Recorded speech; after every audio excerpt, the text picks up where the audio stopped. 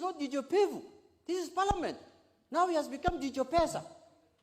He has left being Jicho Pevu, now he's Jicho Pesa. He's looking for money, noosing everywhere like this, like a rat.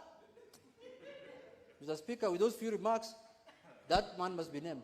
In my last contribution, when you made a ruling about political parties, Mr. Speaker, I said on record here that there are no proper independent members in this House, Mr. Speaker. And when I was talking about that matter, I was talking specifically about the same member. Because he came to this House as an independent member, but he has turned out to be more dangerous than even members who are in serious political parties.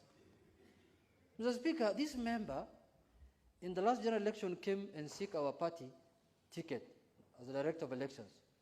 And we denied him, Mr. Speaker, because we knew this man can only do best in the street, not in the House, Mr. Speaker. And now we have been vindicated. From the way he's behaving now in town, my party has been vindicated for denying him the ticket, Mr. Speaker. Because we will have given our ticket to the wrong person, Mr. Speaker. Mr. Speaker, the standing orders are very clear that for you to impeach a state officer under 64C, you must produce evidence, Mr. Speaker. You must attach the evidence that you want to use against the state officer, Mr. Speaker. This is a member who has just collected documents from all over on River Road. He could not produce them in Parliament. Now he's trying to malign the names of Kenyans outside there, Mr. Speaker, and Parliament, saying that the Speaker has denied him the opportunity to impeach a CS in this House, Mr. Speaker. This is not the first time a member has filed a motion against a minister, Mr. Speaker. We discussed here, for those of us who are members of the last Parliament, we discussed Professor Kemenyi here a whole afternoon, Mr. Speaker, and you are the one who approved it.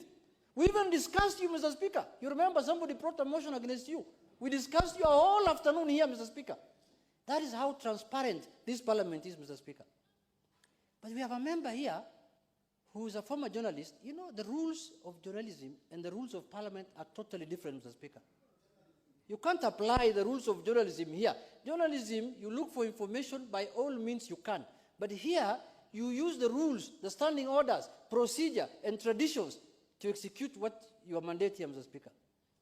Mr. Speaker, this member qualifies to be taken back to an induction course. Because he doesn't look like somebody who has understood how Parliament operates. From what I saw him yesterday, he was even accusing me why I was whipping members not to append their signatures in his fake signature collection list. He was standing in front of the gate here telling people that this is a circle for Lord. He was not even telling them that this is an impeachment motion, Mr. Speaker. That is how untruthful he was, Mr. Speaker. I have around 6 members of my party who told me I signed that petition. I thought it was about Bunge Sako. I never knew it was an impeachment of a minister.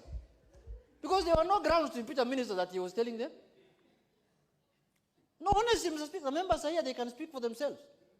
Mr. Speaker, we cannot allow a member to impute improper motives in this House. This is a House of dignity. This is a House that is respected. If he feels that he cannot survive in this House under the rules, Mr. Speaker, he has no option but to get out. Lastly, Mr. Speaker, if you look at the other day, I don't know whether to share this with the members. I went and visited the Speaker in his office. I saw him bringing some documents there. Some of them were Court of Appeal judgments. Now, judgments that have been made, what has Parliament got to do with it? So you go appeal to the Supreme Court. Mr. Speaker, I want to tell you that your ruling was timely. Your ruling defended the Constitution and the statutes and the standing order, and we have no apologies to make. And I want you to agree with my minority leader that this member must be named.